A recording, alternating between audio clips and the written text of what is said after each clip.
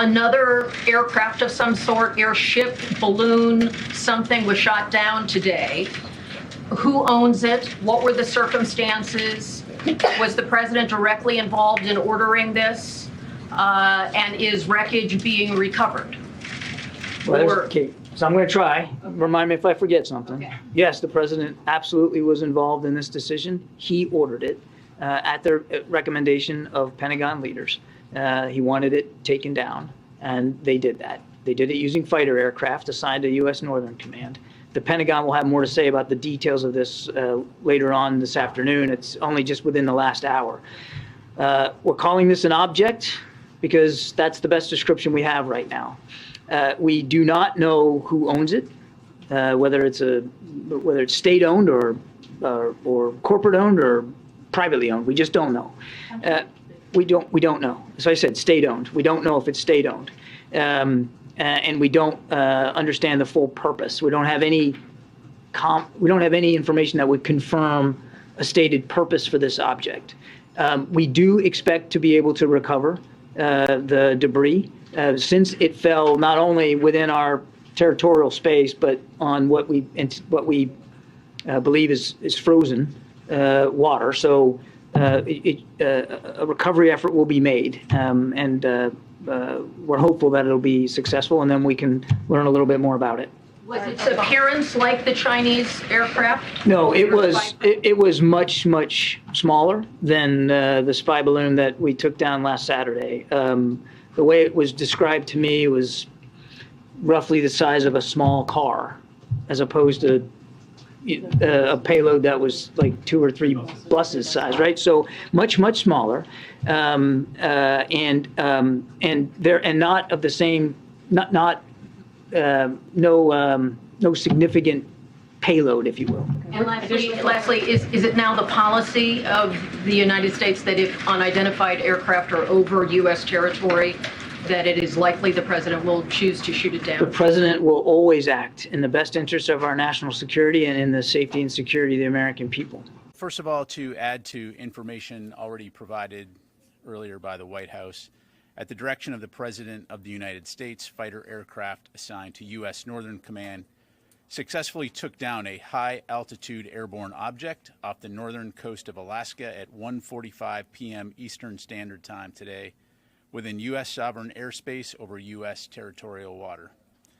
On February 9, North American Aerospace Defense Command detected an object on ground radar and further investigated and identified the object using fighter aircraft. The object was flying at an altitude of 40,000 feet and posed a reasonable threat to the safety of civilian flight. U.S. Northern Command is beginning recovery operations now. U.S. Northern Command's Alaska Command coordinated the operation with assistance from the Alaska Air National Guard, Federal Aviation Administration, and the Federal Bureau of Investigation. We have no further details about the object at this time, including any description of its capabilities, purpose, or origin. The object was about the size of a small car, so not similar in size or shape to the high-altitude surveillance balloon that was taken down off the coast of South Carolina on February 4.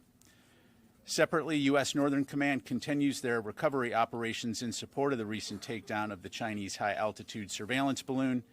Recovery teams have mapped the debris field and are in the process of searching for and identifying debris on the ocean floor.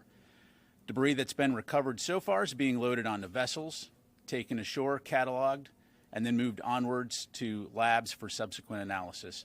And while I won't go into specifics due to classification reasons, I can say that we have located a significant amount of debris so far that will prove helpful to our further understanding of this balloon and its surveillance capabilities.